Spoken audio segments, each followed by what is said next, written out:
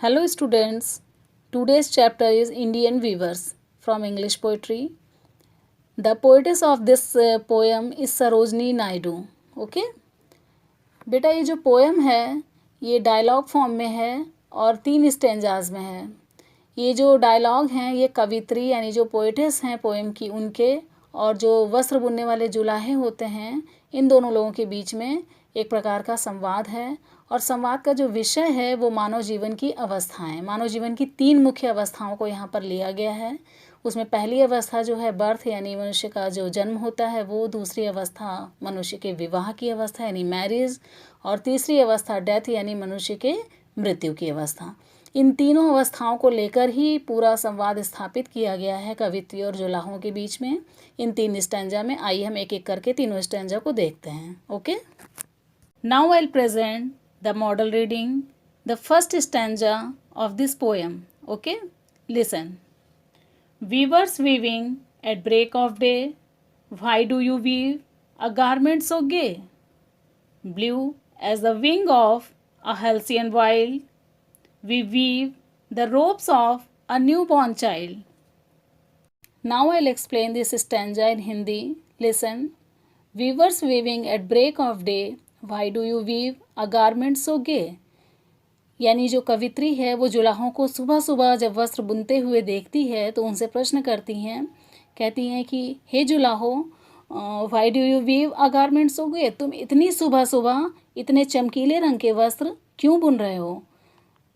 तो जुलाहे क्या है उत्तर देते हैं, blue as the wing of a halcyon wild, यानी हेल्सियन पक्षी जिसको किंगफिशर भी कहते हैं, जिसके पंख जो होते हैं नीले और चमकदार होते हैं, तो वो कह रहे हैं कि किंगफिशर यानी हेल्सियन पक्षी के समान, पंखों के समान नीले और चमकदार रंग के वस्त्र, we weave the robes of a newborn child, हम लोग बुन रहे हैं वस्त्र किसके लिए? न्यू बॉर्न चाइल्ड, यानी हम लोग जो हैं वो एक न्यू बॉर्न चाइल्ड यानी नवजात शिशु के लिए हेल्सियन पक्षी के पंखों के समान नीले और चमकदार रंग के वस्त्र बुन रहे हैं. Now I will present the model reading of the second stanza from this poem. Listen. Weavers weaving at fall of night, why do you weave a garment so bright? Like the plumes of a peacock, purple and green, we weave the marriage veil of a queen. Now I clear the difficult words in this stanza. Fall of night means गोधूली बेला, संध्या का समय. Plumes means पंख. Purple, purple means बैगनी रंग. Marriage veil, marriage veil का means दुल्हन का घूंघट.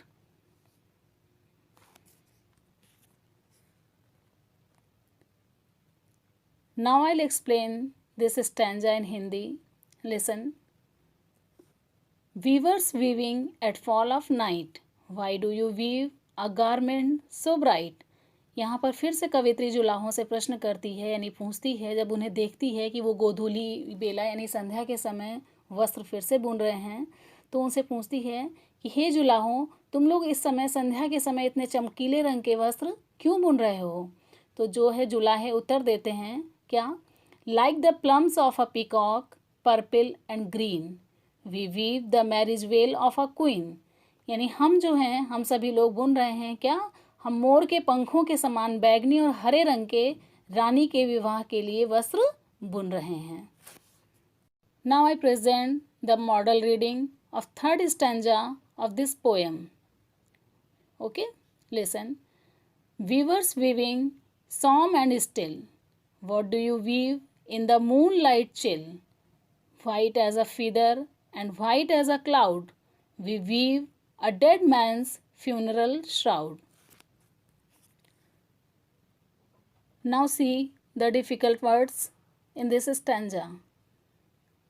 Solemn and still means serious and silent, गंभीर और शांत. Chill means coldness यानी ठंडक. Funeral shroud, funeral shroud means cloth wrapped round a corpse means कफन. Feather means पंख. Cloud means बादल. Moonlight means चांदनी रात. Now I'll explain this stanza in Hindi. Listen. Weavers weaving, solemn and still. What do you weave in the moonlight chill? यहाँ यानी यहाँ पर जो कवित्री है वो फिर से जुलाहों से प्रश्न करती है. कहती है कि हे जुलाहों, तुम लोग इतनी मूनलाइट चिल यानी ठंडी चांदनी रात में एकदम शांत भाव से चुपचाप रहकर किस तरह के वस्त्र बुन रहे हो. तो जुलाहे उत्तर देते हैं, वाइट एज अ फीदर यानी पंख के समान सफ़ेद, and white as a cloud और बादल के समान सफ़ेद. We weave a dead man's funeral shroud. हम लोग एक मृत व्यक्ति के कफन के लिए यानी मृत व्यक्ति के शरीर के कफन के लिए वस्त्र बुन रहे हैं. यानी हम लोग मृत व्यक्ति के कफन के लिए बादल और पक्षी के पंख के समान सफ़ेद रंग के वस्त्र बुन रहे हैं. Now these are the rhyme words in this poem. Okay. Day. Day rhymes with gay. Wild. Wild rhymes with child. Okay. Night rhymes with bright. Green rhymes with queen. Still rhymes with chill. And cloud rhymes with shroud. Okay. See again. Day and gay. Wild and child. Night and bright. Green and queen. Still and chill, cloud and shroud. Okay. Now is the central idea of this poem. Listen. The three important stages of man's life are his birth, marriage and death. The cheerful clothes for a newly born child are woven at dawn. The bright clothes for the marriage of a queen are woven at dusk. The white clothes for the dead man's shroud are woven at night.